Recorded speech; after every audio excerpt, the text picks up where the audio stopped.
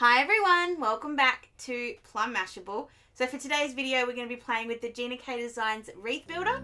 So let's go ahead and have a look.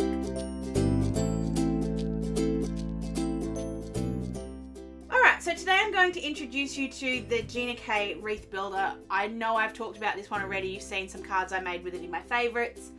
You've seen it on my Instagram if you follow me there.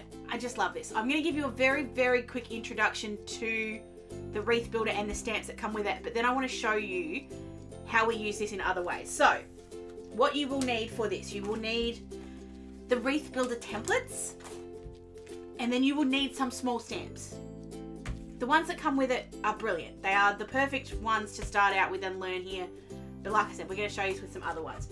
I do also suggest using a stamp positioning tool such as a Misty, or I don't remember what the other stamping platforms are called, but it just makes it a little bit easier.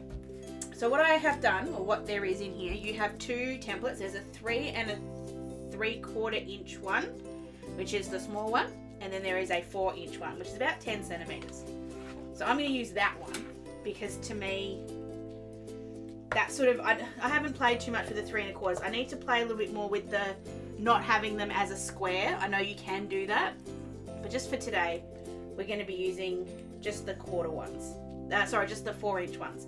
So I have a bunch of cardstock here that I have cut to 4 inches square, and I'm going to show you how we do this. So you've got the little template in the corner of your Misty, and then you get your bit of cardstock. Now if you want to stick this down with a little bit of tape, that's fine. Like just stick a bit of temporary tape on the back and just go for your life. I'm actually really comfortable with just the way it sits. It actually sits in there really well, and if you do it right, it's just a stamp.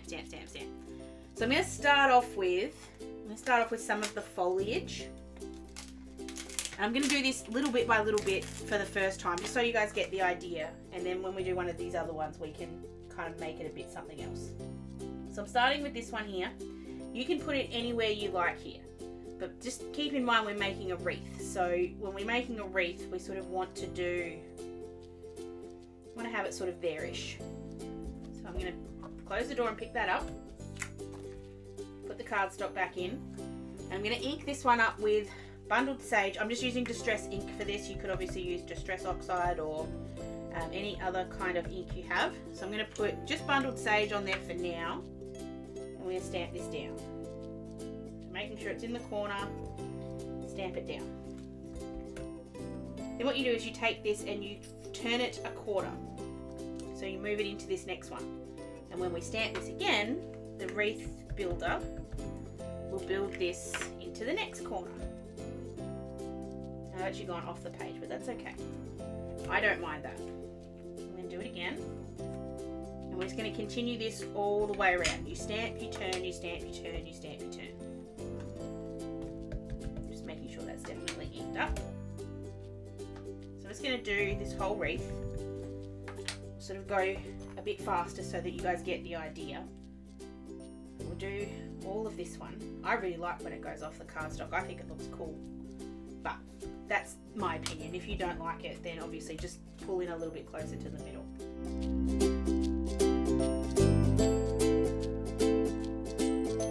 It's one of those crafts that you can get lost in. I can just sit here with the TV on and just stamp these out forever. They're just so much fun. Alright, so there's your first little bit of the wreath. I'll leave that actually in the exact same spot it's in. So then we build the next bits. This is where the builder part comes into it. I'm going to grab my cloth and just wipe that off. I'm going to bring in some Rustic Wilderness. And we're going to do a slightly darker bit of foliage. So I'm going to grab this one here, which is kind of a bit of a, what's the word I'm looking for? A bit more leafy, weedy, leafy, stringy. Stringy might be the right word. So again, lodging that in the spot there. Close the lid, pick it up. Do the same thing all around on this one. So I'm going to fasten this or speed this bit up so that you guys just get the actual stamping part of it. And then we'll come back and build the next item.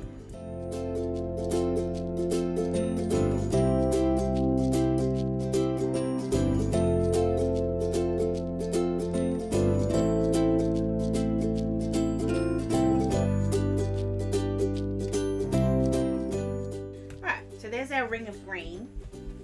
I already love it. I already love it. I love bundled sage and rustic wilderness together. They're gorgeous colours.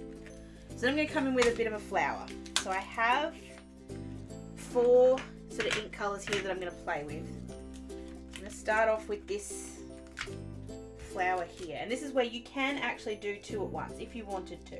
So I'm sort of just going to put that one there. I'm going to come in this one. So we'll do these 2. The good thing is wherever we line this up is where it will be every time. So wherever we stamp it, this is where it's going to go. So we're going to go there, place them, put them, cardstock back in. It doesn't matter which corner you start from as long as you always have this as your stamping corner or have one of them as your stamping corner. It doesn't really matter which one. So I'm going to do, this is Abandoned Coral and Kitsch Flamingo. And I don't mind if they sort of run into each other a little bit. Stamp. And we turn. So this is where this looks really cool. Because it starts to add in something. So we've got the coral. I don't know why I always put the lids back on these. It's just a habit. Again, I don't mind that they're going off. I think that kind of adds to the pattern a little bit. I think it's cool.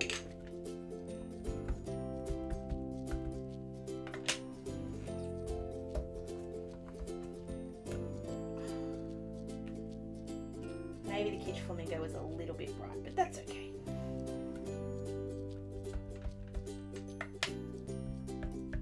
Love the red. Just think about all the possibilities here. There's obviously flowers like we're doing now, and if you stay down the floral path for a minute, that's pretty cool. But then go down the Christmas path and have these with Christmas like berries and snowflakes and just the things that we will be able to do. I have a really good idea that I don't know. I'm debating doing it in this video with you now or just doing what I was planning to do. I think I'm going to stick with what I was planning, which I was going to show you making these out of some of my favorite stamps, some of the most favorite stamps in my collection, but the ones that I actually probably use the least. So I'll show you that in a second, but I do have another idea for another set that I'll tell you about in a second. So I've got one more here, a little bit more flamingo, a little bit more Abandoned Coral. You sort of think it's going to take a really long time, but once you get into the pattern of it or the fun of it, especially when you do 2 at once, you really do stock this up very quickly. Okay, so I've got, I'm going to put 2 more, so I've got 2 other colours here. I'm going to have another biggish kind of flower. We'll have one of these little ones. So I'm going to put the biggish one sort of down here, so that way it's going to actually be in no matter where I put it. I'm going to put this one just off to the side here, so it may just, it'll be interesting to see where it falls, so we'll see. So I've got Seedless Preserves here, which I'm going to do the big flower in Seedless Preserves, and then I've also got some fossilized amber. Oops, got one step ahead of myself then. So we'll see where these fall. It's the fun of it. So I'm going to do fossilized amber for the little one, and do the Seedless Preserves for the big one. Probably should have done that around the other way, but anyway. Let's just see where these go. No, that Seedless Preserves is always, not the Seedless Preserves. The fossilized amber looks like it's going to miss. So I'm just going to do the Seedless Preserves one first and go around on its own, and then we'll add in the amber afterwards.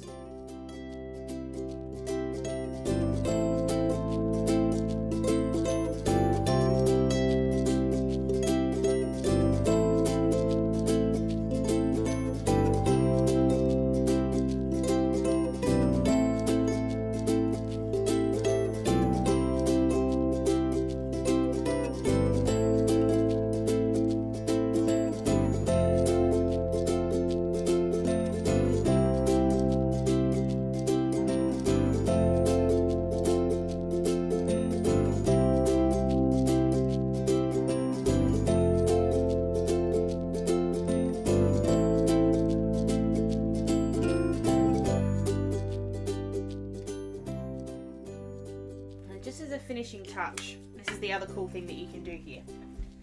I'm just going to bring in one more colour. I feel like I need one more little thing. Just bringing in dried marigold. And this one, I'm just going to put just over here. But I'm only going to put it on the top corners. So it's not going to be every turn. It's just going to be the top turns. So just when you do this one, put a little bit of dried marigold there. No, wrong colour. Definitely the wrong colour. Just not enough pop with that one. So we're going to go to spice marmalade instead. We'll put that in the same spot. And because we are putting it in the same spot and we're using the stamping tool, you'll basically hit the exact spot we just did it. You won't even notice there was another colour under there. So this time, instead of moving it a quarter turn, we're going to go the whole half turn and just repeat it. And you can do this with any of them. You don't have to do it every little notch. You can do it every other notch and you get a completely different pattern. We might do that actually with one of the ones we do in a minute. And then whether you want to do this as a square and leave it as a square, or if you want to put it, like cut it, oh, see, look, that's what happens when you do that. I was like, wait a minute, what's going on? Apologies. Uh-oh. I've got a bit of ink on there, but that's okay.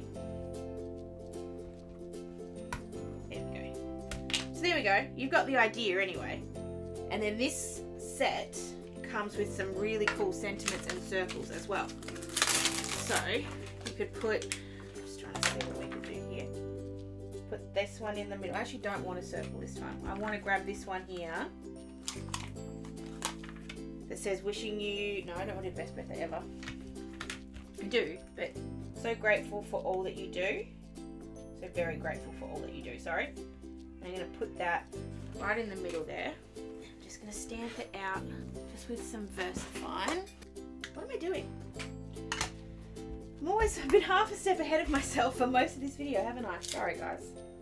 I'll wake up, I promise. We'll go with the VersaFine. Give us a nice crisp impression. I always get worried that I'm going to get ink somewhere. I don't know why. There we go. And then you have your little first card base. Card front. Single layer. It looks like it takes a long time. I know when you're sort of sitting here, and I know I'm looking at the video. Hold on, how long does that take?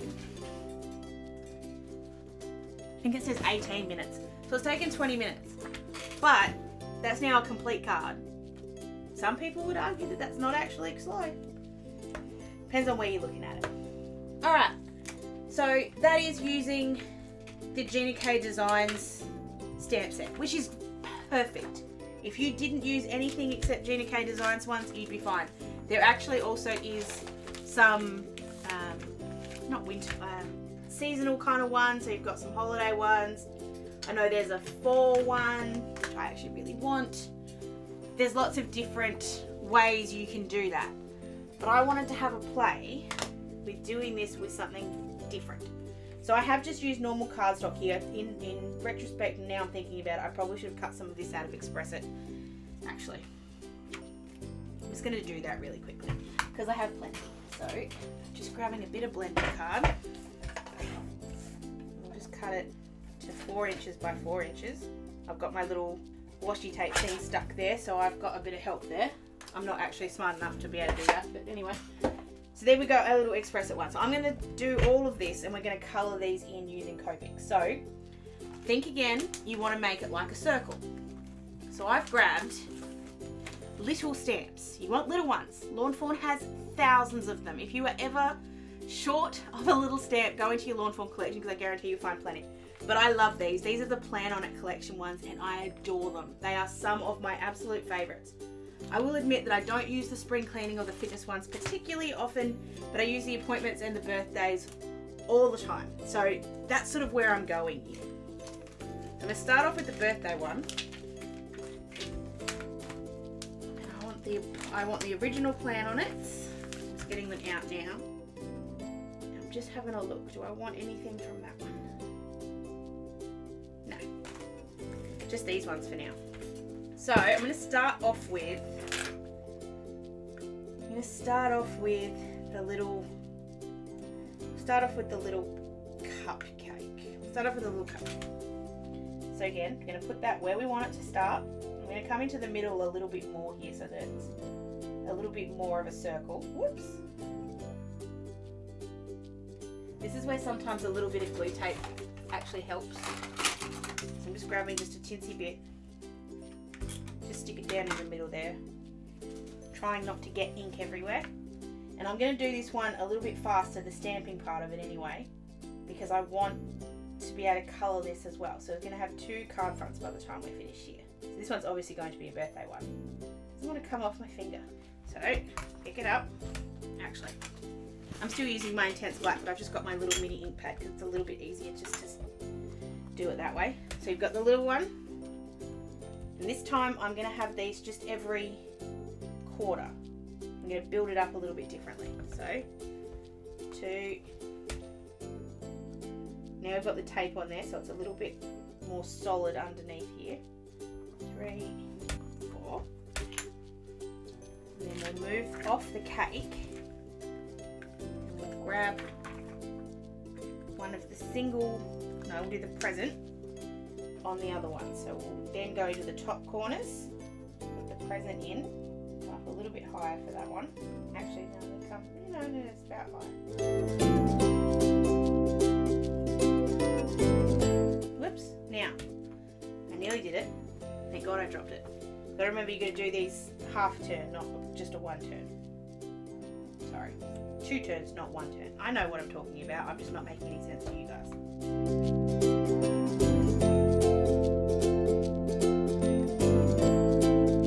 Okay, so we've got that part of it. I'm then going to come back round to the flat way, and rather than adding more colour in here, I'm just having a look at what I can do. So I've got the little balloon, so I've got a balloon there which will be perfect, and I've actually then got a candle. See, my plan was to use the Plan On It and the Plan On It Party, but I've kind of just used, that's alright. So I'm going to do it with the balloon and the candle, and I can actually do these 2 at the same time. So I've got the balloon and the candle, and then we go the 2 turns. This just makes me so happy. It's really simple. It's nothing complicated at all about this, but it's just such a clever and really, really, really effective technique. One more time. And then we have a little wreath. Now you can obviously go harder than this. I'm not going to. I think that's fine. Then when you colour it, this is how simple this becomes. Where's my lid? So there's 8 colours here. There's 8 kind of elements. Like if you think of it that way, there's 4 balloons, there's 4 cupcakes, there's 4 presents, and there's 4 candles. So if we go 8 colours and do 2 of each and go around in a rainbow, we're going to have this sorted out really quickly. I'm going to use 1 Copic for each. So I've got red, orange, yellow, green, teal, blue, purple, and 8. There you go, 8. So I'm going to colour all of these in. I'm just going to start on 1. It doesn't have to be complicated, this one. It can be so simple. So I'll do a bit of shading, but I'm just going to do one colour, 1 Copic shading. So I'm just doing 1 layer quickly first. Ignore the fact that I've gone outside the lines, it's fine. And then I'm just going to come in and just shade a little. So see how there's 2, it is very hard to see. I'll do a zoom. But you'll see there is a very slight colour differentiation there because I've just used 1 colour, but I put 2 layers of it. So I'm just going to continue round here and do some of these little bits. I'm not going to do it all. I'm going to do the cupcake pan in brown. So I'll just do the actual cake as orange, and then I'll bring in the pan in a second. So we've got the orange, and then we've got the candle. Obviously the candle itself, I'll do the flame a different colour.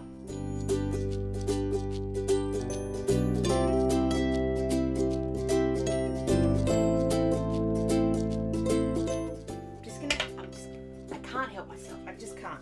Just for the candle ones, so anything that's got the 2, I'm just bringing in another shade just to have a little bit of differentiation. It's just not quite enough. It's enough to shade, it's not enough to make a difference. So I'm just pulling in just for those ones.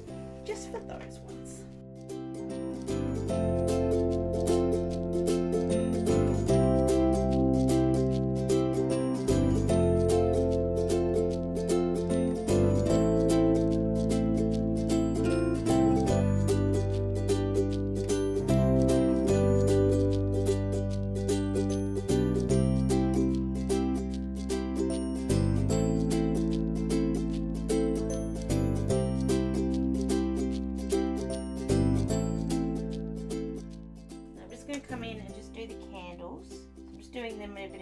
yellowy colour because I haven't done this light orange, so it doesn't sort of match anything I've already done. And I'll bring in E55 for the cupcakes. Just doing the patty pans. I'm not a very good colourer today. You'll see that when you see the zooms. I haven't done a great job, but that's okay. They can't all be perfect. I'm just going to come in with just a little bit of E57, which is just a slightly darker, and just go the other side, like one side of the lines on the patty pans, just to kind of make it look like there's a bit of shadow there. And I just need to come in and do the hearts on top of the cupcakes. Oh, the hearts on top of the cupcakes. I'm going to go RV06. It's a very bright pink. Too bright a pink. Way too bright a pink. That will come off my mat, don't panic.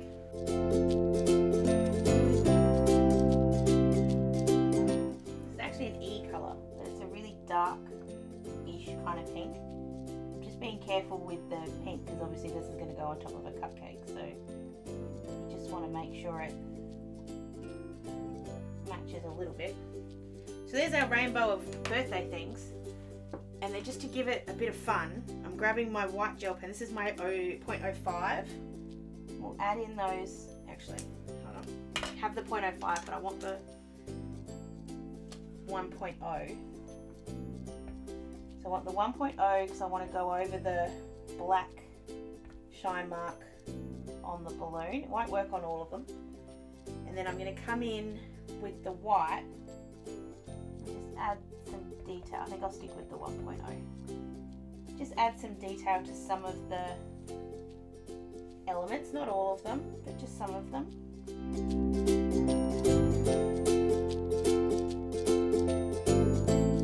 There we have our little rainbow. Now when it comes to the sentiment for this, I'm just having a think of what I've got. Now this is something that I've been working on off camera. I will show you the finished product in a different video because I also want to show you how I do this. So I will show you in a different video, but that's my catalogue system that I've got going now. I'm very proud of it. You guys seem to love it on Instagram. But I will show you the full thing the next time I get a new stamp set to put into the collection. I'll show you how it's going to go in. So this is the Love Poems stamp set. And this has a bunch of great sentiments. So it's got Happy Birthday to You, which is what we're going to use here, but it's also got Happy Mother's Day, Feel Better Soon, Happy Birthday to You, Lucky to Have a Friend Like You. I want to make this simple on purpose. I want this to be just a teeny tiny little sentiment in here. I'll put it back in the Misty just so I don't have to get out a stamp block. So I'm just going to line it up. I'm just going to hide. There's only one here that I'm not proud of, which is the blue one. So I'm hiding that at the bottom on purpose because I feel like you don't look at the bottom quite as much. So I've got the Happy Birthday to You. Oh, come on. There we go. Just trying to make sure it's straight. Uh-oh. Whew. Make sure you take out your other bits. Glue at the bottom. Use the magnet to hold it in. The sentiment will look small, but I think that's okay. I think it's a simple and small. I love that it's small. I absolutely adore that. I think that's so cute. And then, like I was saying before, if you didn't want to have this as a square card, because I will put both of these onto a card base because it's just so easy. Just grabbing my infinity dies. These ones are the Hero Arts ones. Some stitching on here would look fantastic. If you have a lawn fawn set that has stitching or something like that, that would look really cool here. I'm also just going to grab the 0.05. I just messed up the red balloon a little bit, so I've just tidied it up, but I can't do anything about the blue. I need something on the blue though.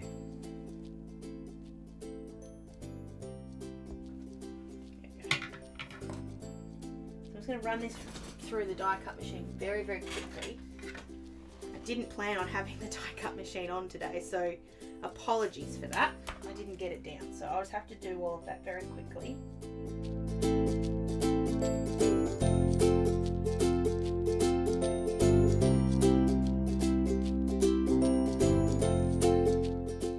This is a really thick bit of cardboard.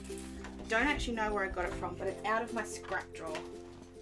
I'm just going to trim this down. I'm grabbing the next circle up. So I think these go in 1/8 of an inch increments. So I'm just going one size up. I'm just going to run this through the die cut machine very quickly as well.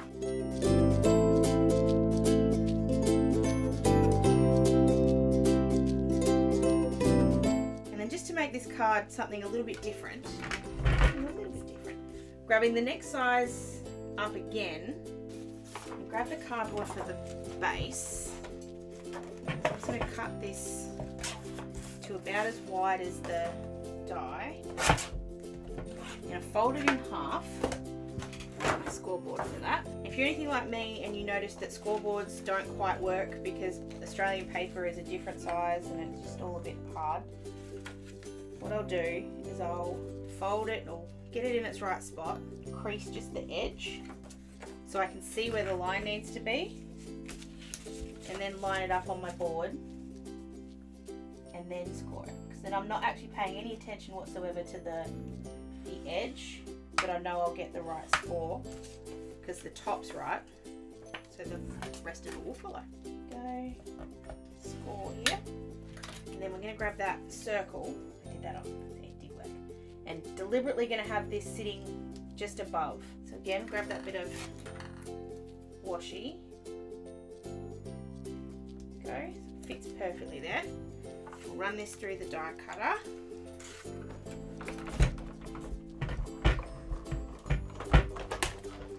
That should have gone, yes it did, through both. But it's going to have a flat bit at the top.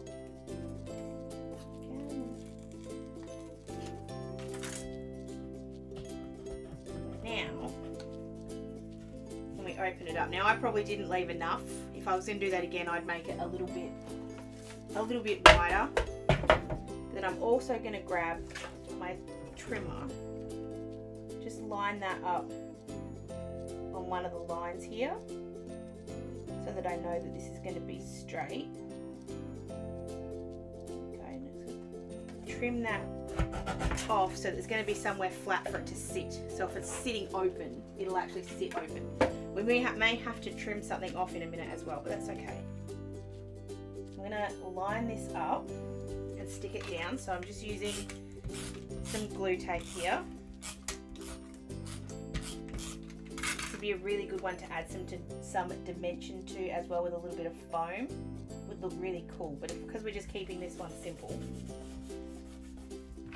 And I'm just going to cut off the excess at the bottom. I'm just going to use scissors for that now, so I can use the cardboard to follow. And I'm hoping we won't have to cut much, if anything, off the actual circle here, because it's that little bit smaller. So same thing, we're just going to put some tape on it all the way around.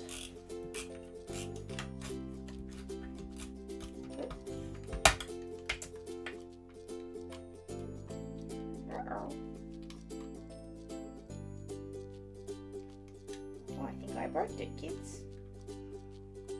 I was pushing too hard. I'll fix it afterwards. Let's go back to the tried and true, shall we? I may have to do a follow-up video once I've used up all of that tape for all the different ones and just give you my opinions on them at the end. Let me know if that's something you want, because I do have some opinions on some of them, because I have been using them and I don't necessarily like all of them. Now that I've had more than just the first impressions thing to show you. Okay, so I'm just lining that up. Stick that on. Got a couple of little marks on it just from the ink. If you ever get those, grab yourself a sand eraser. It's never going to get rid of every little skerrick of ink. It does a really good job of blurring it so you can't see it quite as much. And now I've got this huge big mess But I also have this really cool round card. It's just a little bit something different. Like I said, I wish I had done that a bit wider, but we learn. But I love that. I think that's really cool. Just for something different. Definitely doesn't sit open. Yeah, it's too, that bit at the top's a little bit too flimsy, I think. I don't want to, anyway, it's still a cool card. It's just not quite sitting up the way I wanted it to. Anyway, while we're here, we're also going to mount that other one up because I really like it too. Just grabbing it. Ooh. This would be another one that you could really easily turn into a circle, like grab another size of the, might be the biggest one. Something similar to that, but obviously it's just a little bit too big. But I like it just the way it is actually. So I'm going to put this onto a card base. Just wondering if I have to go that way. Yeah, that way. So when I've got square ones like this where I know exactly where the fold needs to be, I'll just mount it and then cut it because I find it a bit simpler. I don't want to have any, actually, I was going to say I don't want to have any colour around the outside, but I've actually changed my mind. So I'm just going to grab my pencil. I'm just going to pull that off and trim this down to where that pencil mark is.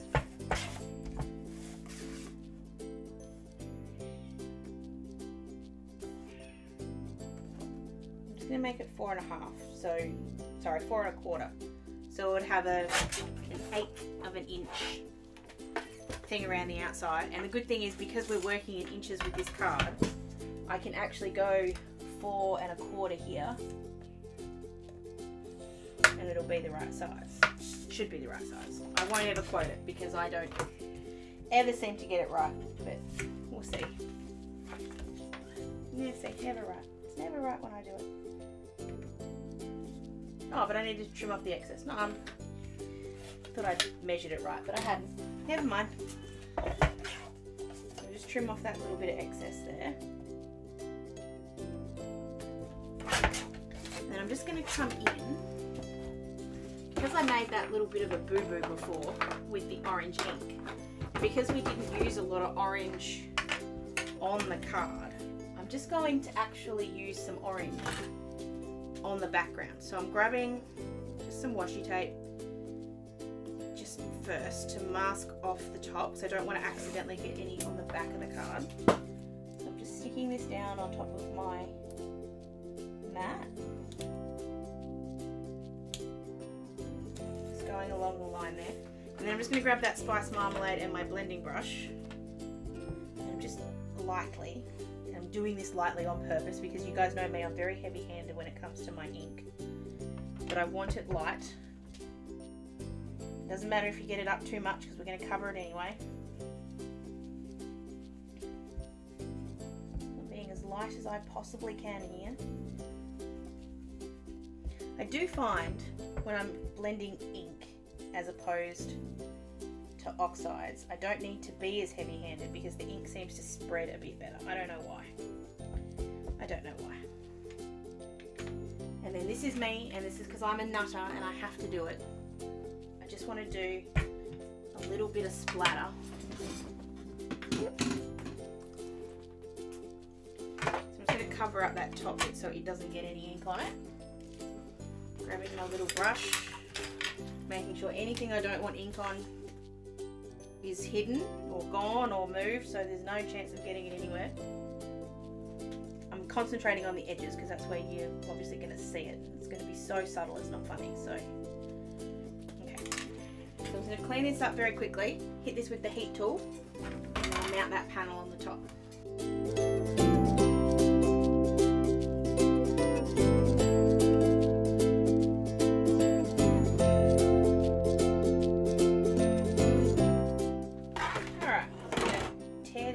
Off very gently because it's not a great washi and it tends to tear, so I'm just being a bit gentle. I did get a little bit on the back, but that's okay. And then we've still got that tape on from before. Did I not measure that right? Alright, because I haven't measured it right, I'm going to trim off some on the side in a second. So this is going to be a very, very skinny border, so none of what I did was actually relevant at all. I should have checked that first. You'd think I would have learned by now, but no. But no. I'm just going to trim off a very small amount on the side here, just to make that even. Go. It's still not quite right. I'm kind of annoyed at myself. That's 2 cards that I've made boo-boos with. But am I still proud of these? Heck yeah. I think these are really cool, and I think it's a very different, I'm just going to move this out of the way because it's in the way. I think they give you 2 very different looks, but using the same thing. And although I will admit I used a couple too many Copics for this, I think it actually looks really, really pretty. I did try and keep that as basic as I could. There's no shading in that. It's just adding an extra layer to try and give it some depth. But I love this tool. I think it's amazing, and I am so excited to really get in and see what I can create using it. And like I said, I have an idea using a lawn fawn set very, very soon. I'll do it soon. It might be next month because I don't want to do too many wreath builders. Let me know if you want to see it sooner rather than later. But I have another idea using a lawn fawn set that will make a really, really, really cool card that I'm very excited to try. So let me know if you want to see it sooner rather than later. But that gives you an idea on how this works. There is a bigger version, and I think there might even be a mini wreath builder as well. I'll find them and then I'll link them below so you can go and check them out. They really are versatile. They can do anything. They're going to work for any occasion. This would be one of those cards that you could sit here and you could stamp in front of the TV for hours and hours and hours and hours and just make a bunch of wreaths, put them up in the thing, and then add sentiments when you need to. Great idea. Anyway, I hope you guys did enjoy this despite my mistakes. Please give it a thumbs up if you did, and don't forget to subscribe to my channel and follow me over on social media. As always, I'm so thankful for your support, so thank you very much. I hope you have an absolutely awesome, awesome rest of your day, and I'll catch you again in my next video. Sending lots of huggles. Bye!